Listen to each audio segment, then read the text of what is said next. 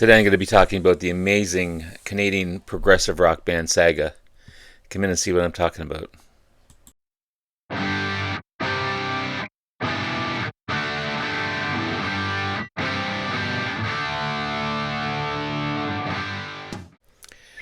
Good morning, everyone. It's Robert from On My Turntable. Hope you're having a great morning this morning. It is Wednesday morning. As always, a coffee kind of morning. Cheers, everyone. Hope everyone's doing well. It's been a moment since I've done a video. I have been releasing some shorts, but I've worked the last 4 days straight, so it's kind of hard to do a video either before or when you come home from work. You don't feel like doing a video. So I posted shorts. They're pretty successful shorts, actually. Shorts on the Beatles, Pink Floyd, some great Canadian bands, some album finds. So check those out. They've been pretty good. But today I'm not here to talk about that.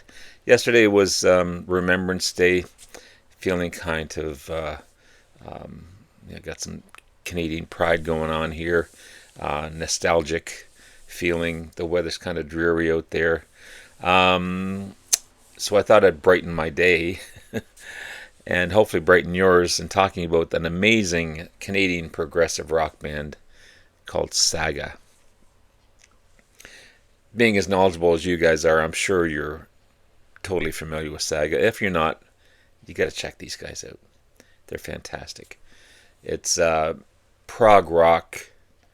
They've got unique style. They've got great influence. I would compare them to maybe Eloy or Marillion. You know, those bands that explore melodic rock and symphonic sounds and blend them so well together. These guys are from Oakville, Ontario. Oakville being part of the Greater Toronto area. Again, their music is a combination of progressive rock and new wave and power pop. Their sounds are melodic. You've got emotional guitar solos blending so well with the keyboards and almost battling each other with the sounds. Fantastic.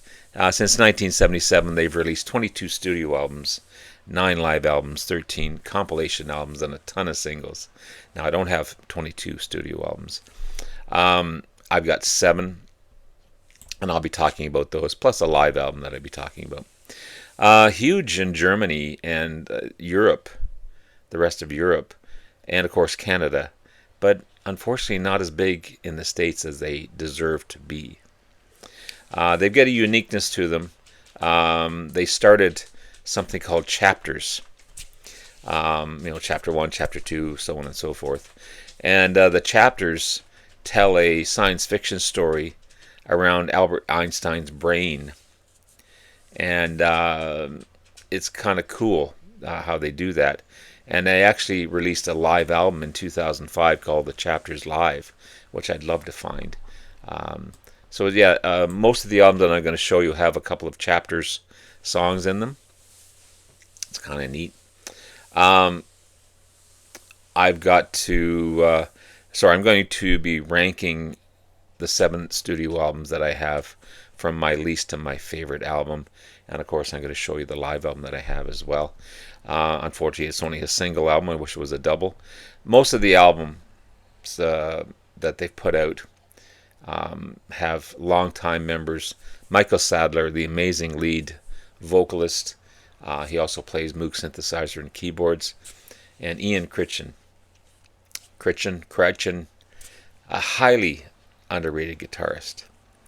An amazing guitarist. He delivers some of the blistering solos you've ever heard.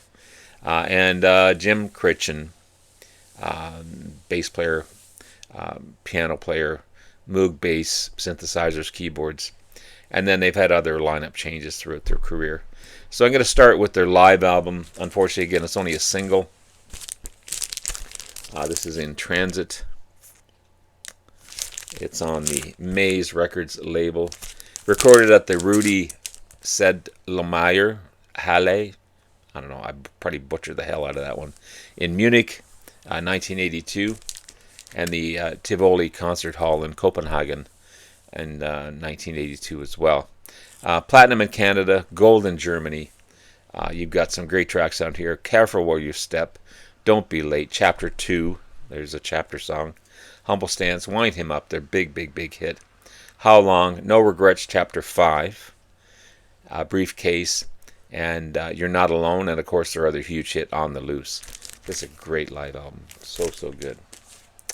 So the 7 studio albums that I have, I'm going to be ranking them from my least to my favorite. I'm not big on this cover either, but this is Wildest Dreams, their 7th studio album released in 1987. It's just ironic that my 7th and their 7th.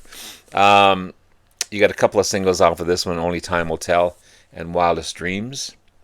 There's no songs with chapter themes on this one. This is more of a radio-friendly sound compared to the more progressive sound in their earlier albums.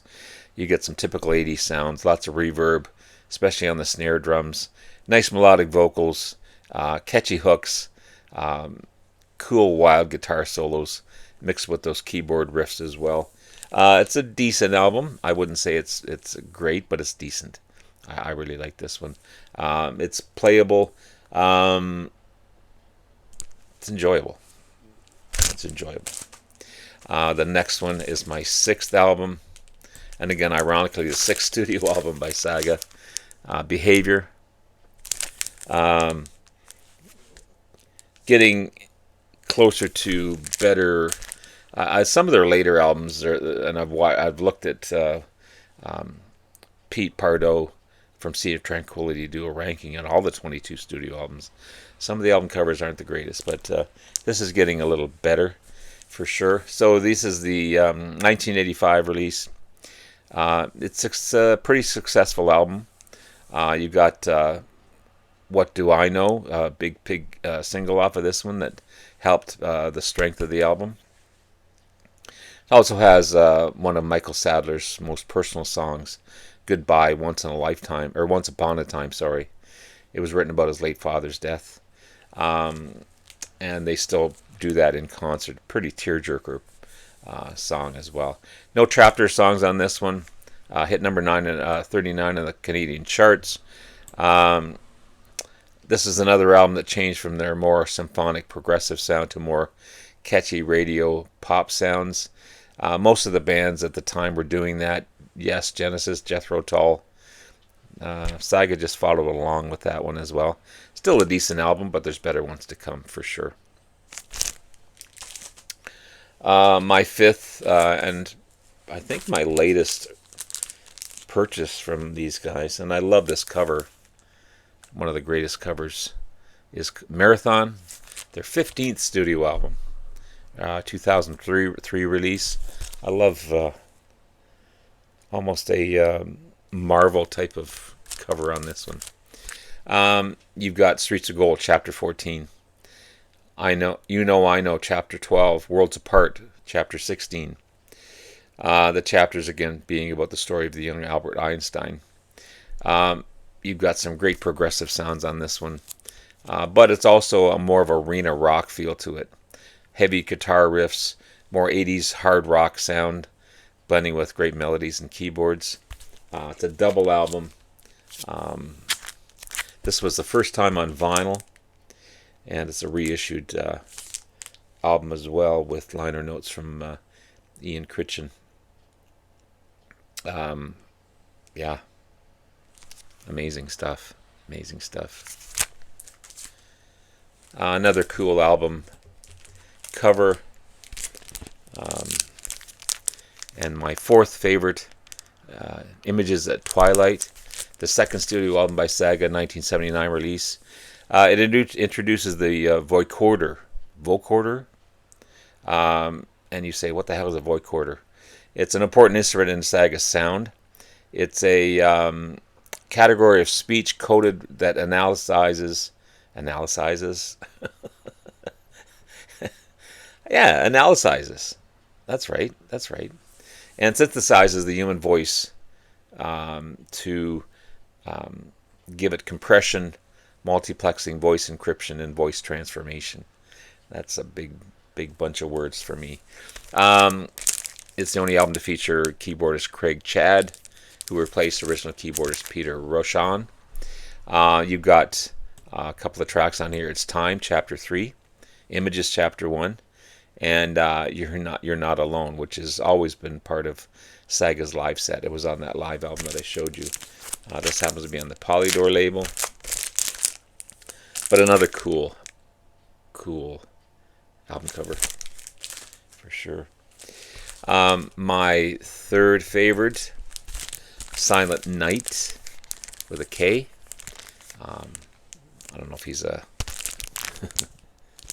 if he's a ninja or not, but Silent Night, the third album by Saga, originally released in 1980, gold-selling album in Canada. Two of the chapter songs are in this one: "Don't Be Late," Chapter 2, and "Too Much to Lose," Chapter 7. The band was inspired at the time by Rush and Genesis in Asia, and which helped them create a lot of great song structures on this album. This is maybe their most underrated album, I would say.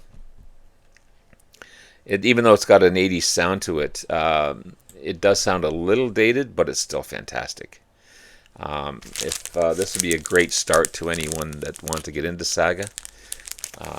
It's a nice way to get into symphonic prog, the way Saga did it. Along with the chapter tracks, you've got some classic tracks in here as well. "Don't Be Late," I love that track. "Time to Go," "Compromise," "Help Me Out," "Someone Should," "Careful Where You Step." It's from start to finish. It's a really, really good stuff. Really, really good album. These next two could go either way. I just picked them as I chose them. This is their debut, my number 2 album, 1978, self-titled Saga.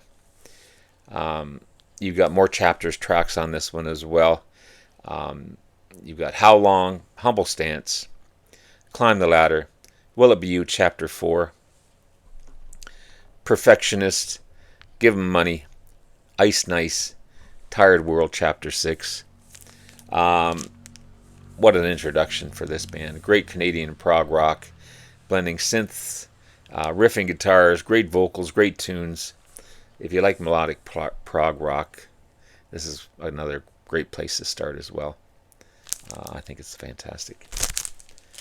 And at number 1, probably their most commercially successful album, you've got "Worlds Apart," which is another cool album cover. This one put them on the map, so to speak. Their most commercially successful album. You got huge hits: "On the Loose" and "Wind Him Up."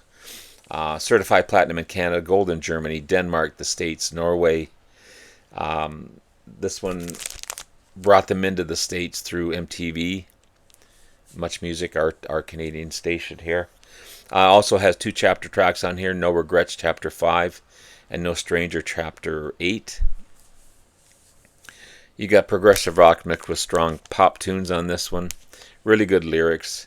The band is at their peak, and it may be Saga's best album.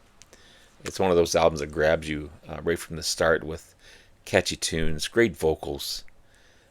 Good example of 80s progressive rock. Not too deep, not too light, just right. Just right. This is on the Maze Records label. So yeah, fantastic stuff from Saga. If you don't know this band, definitely check them out. They are fantastic. And have yourself a great rest of the day. Love you all. We'll talk to you again soon. Bye now.